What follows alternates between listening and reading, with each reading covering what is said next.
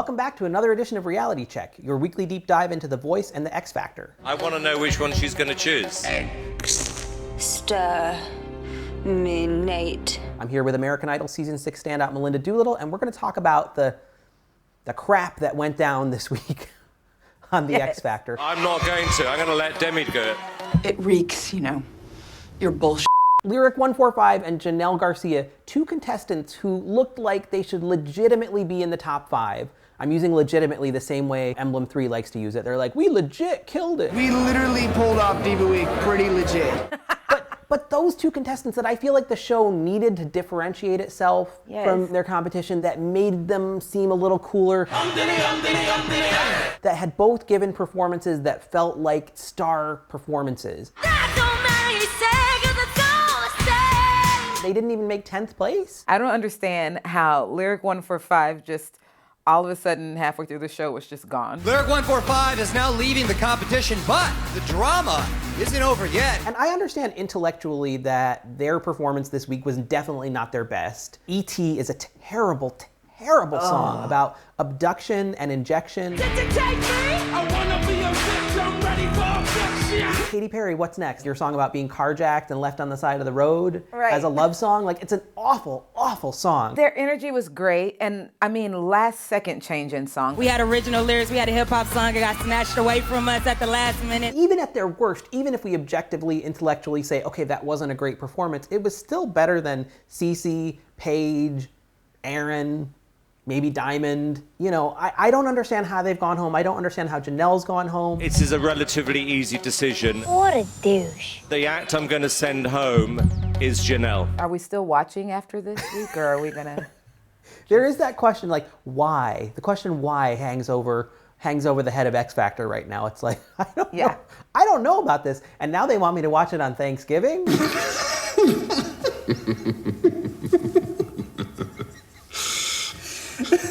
I mean, come on.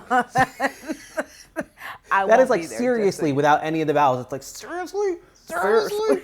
That's how I feel about X Factor right now. In 5th place this week is Cece Fry. You're up 7. I don't know who voted for Cece. When you go for the big Celine moments and you are that far off the mark, it's like a surgeon going in to do chest surgery and just starts cutting down the leg. It's that wrong.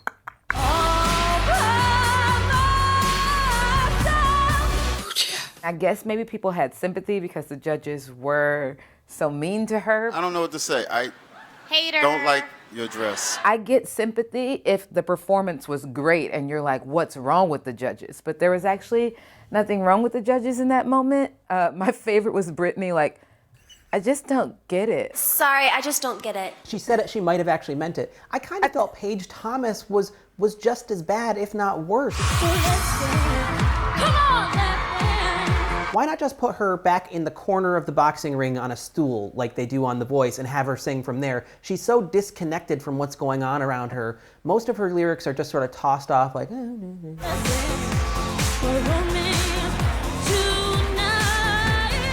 It's just not good enough. Even Rihanna sings better than that live. Just not good enough.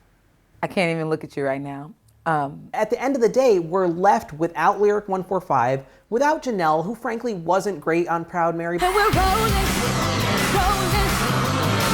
on the river. Jennel has at least had a couple of moments on the show where you could say, I could see this girl being a success. I could see her making the top 5. And that's something that Paige has never done. But Paige's Sing for Your Life song was the first time I was like, oh, wait a minute.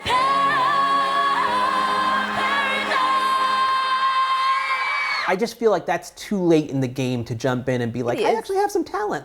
Too late, not enough.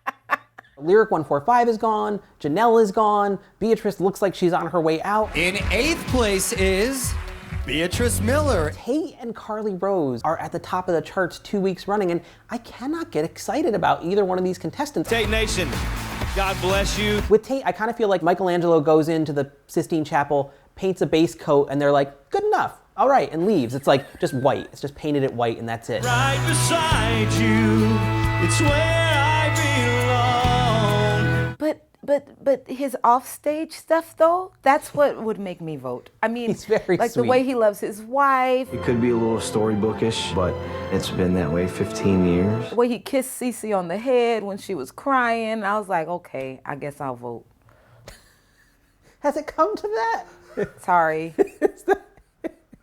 I mean, that's not going to That's make me buy his awful. record. The fact that he's a nice guy, it's like, I don't know. I mean, and he can see, I mean, he sang it well. I'm not excited. Look, I'm with 2 you. weeks I'm ago, not you excited. had him singing in a backwoods bar in Louisiana. I know, but And now Simon is ready to write him a $5 million check. The winner of this show is going to get $5 million. I would be happy to write you that check. What's the deal with Carly Rose? Like, I understand Okay. she's got a really good voice. She's a powerful singer. She killer. never misses a note. But I think part of it is I don't believe her.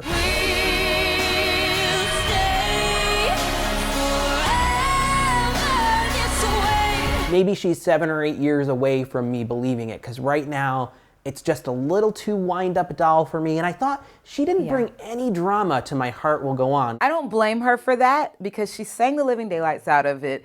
Britney gave her that song.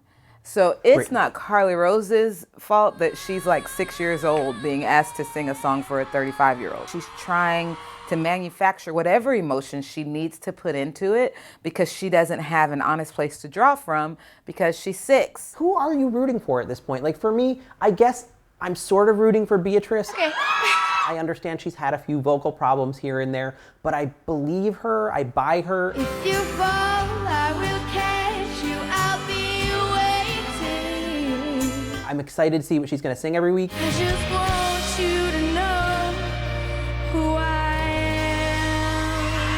am. If those 5 girls that like to bake together could harmonize on occasion, I could get excited about them, but I'm a little deflated. They've got to pull this show together. I'm just going to keep voting for Lyric 145, so you watch whatever show you want to.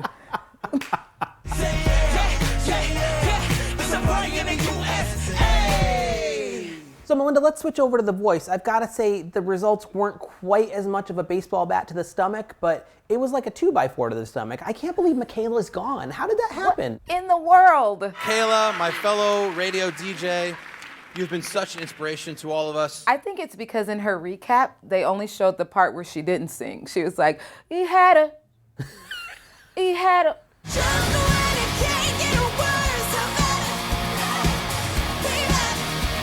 The problem with The Voice, again, I feel like there are 2 frontrunners that I just can't get excited about. I know it's my thing to have problems with contestants when they're pushed too far down my throat, but my feeling is if The Voice is going to hype Trevin Hunt and Cassidy Pope all the way till the Christmas season, they have to be able to back it up. Trevin picks the same exact kind of song every week. Big, grand ballad that's been covered 14 previous times on reality singing competitions. It's like, there's just nothing original or unique going on. And Cee-lo is his mentor. Cee-lo has the least innovative choices of songs for his contestants when you would think that Cee-lo would be so out of the box that we would be hearing the coolest songs in the world.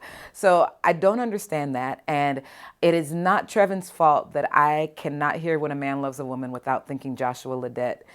So it's not his fault, but he just, I mean, he couldn't come close.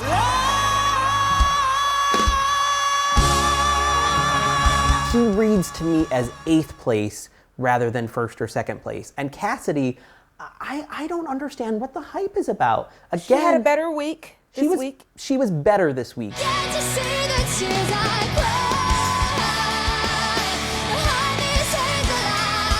She's picked very safe songs, you know, very much like current rock girl hits. She hasn't taken a lot of chances vocally with the exception of maybe the Maroon 5 cover. And I feel like she hits a lot of flat notes. I used to stand so tall. I used to be so strong. She's fine, but she's a little bit ordinary. And I start resenting it when Blake Shelton tells me every week. You just have this thing that people love you. It's just very paint by numbers, right? It is a little bit.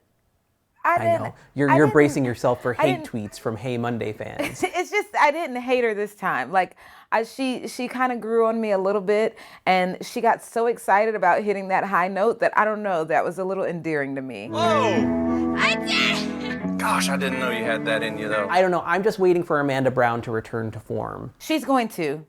She will, right? Convince me, because I need a reason to like get up in the morning. No. She's a powerhouse. She is on it. I heard a couple of reports that she might have been sick, and so I'm just going to take that and run with it and say that it probably wasn't the best song choice either. But her hands, that was awesome. She may not have finessed the song, but she massaged the heck out of her personal space. It was like out of the Reiki or something going on. She looked like a star. We'll give her that this Yes, week. she did. Go ahead, girl. Hey, I'm Miranda Cosgrove, and you're watching ENTV. Hi, I'm Kevin Williamson, and you're watching ENTV. Hello, I am Jennifer Goodwin, and you are watching ENTV.